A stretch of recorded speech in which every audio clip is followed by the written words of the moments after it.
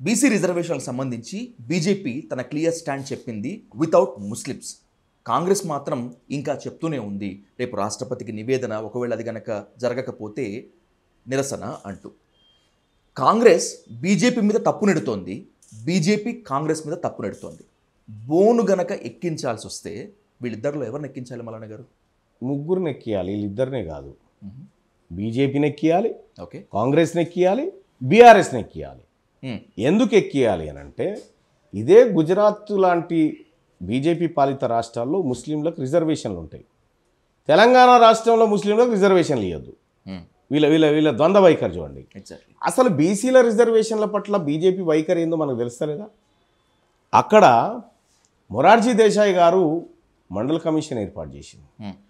Mandal commission ఏర్పాటు చేసి BP mandal గారు కమిషన్ చైర్మన్గా ఉండి దేశమంతా పర్యటించి బీసీలకు 27% రిజర్వేషన్ ఇవ్వాలి అనేటువంటి నివేదిక తీసుకొస్తే, అప్పుడు ఎల్కే అద్వానీ గారు బయటికి వెళ్ళి మండల్కి కమండల్ యాత్ర అని పెట్టే, మండల్కి కమండల్ యాత్ర అని పెట్టి బీసీలకు రిజర్వేషన్ ఇస్తామని చెప్పానంటే, అప్పుడు మద్దతు ఇస్తున్న ప్రభుత్వాన్ని కుప్పగూల్చింది భారతీయ జనతా పార్టీ బీసీలకు రిజర్వేషన్ ఇవ్వద్దని.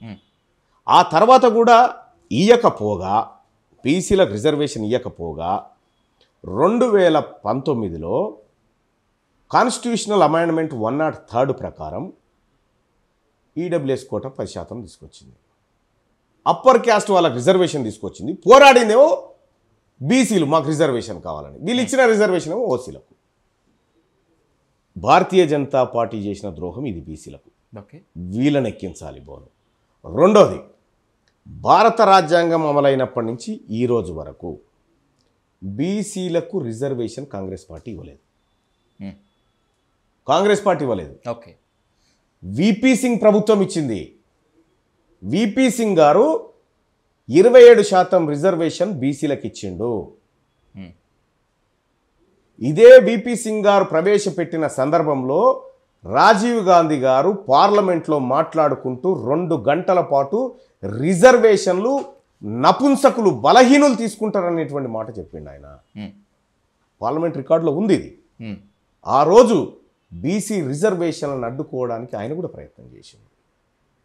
ఈరోజు 42% రిజర్వేషన్ కంటే ముందు ఉదయ్పూర్ డిక్లరేషన్లో కాంగ్రెస్ పార్టీ ప్రతి పార్లమెంట్ సెగ్మెంట్లో 2 సీట్లను బీసీల కోసం కేటాయిస్తామని తీర్మానం చేసింది. ఇవాళ ఉమ్మడి నల్గొండ జిల్లాలో 1 సీటు మాత్రమే బీసీలకు ఇచ్చింది. ఇట్లా బీసీలందరినీ మోసం చేసింది. పార్లమెంట్ ఎన్నికల్లో కూడా అదే మోసం, మంత్రివర్గ విస్తరణలో కూడా అదే మోసం, కార్పొరేషన్ చైర్మన్లో కూడా అదే మోసం. ఇవాళ ఇన్ని మోసాలు చేసిన కాంగ్రెస్ పార్టీ 42% రిజర్వేషన్ కోసం చిత్తశుద్ధితో పనిచేస్తుందని మేము అనుకోవడానికి మేమేం చెవులలో పూలు పెట్టుకోలేదు. రెండోది, 42% రిజర్వేషన్ నువ్వు ఇస్తాను, నువ్వు సచ్చుకుంటా, నువ్వు నీ తల తాకట్టు పెడతావా, ఆత్మ బలిదానం చేసుకొస్తావా, మా ప్రజలకు ఇచ్చిన హామీ నువ్వే నెరవేర్చు. మేము భారతీయ జనతా పార్టీ దగ్గర కాదు, నువ్వు పోయి భారతీయ జనతా పార్టీ కాలం మీద పడు, మాకు సంబంధం లేదు.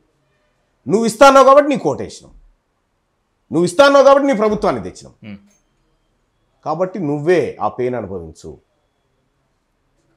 నీవు మోసం చేస్తున్నావు కాబట్టి నిన్ను బోనెక్కించాలి.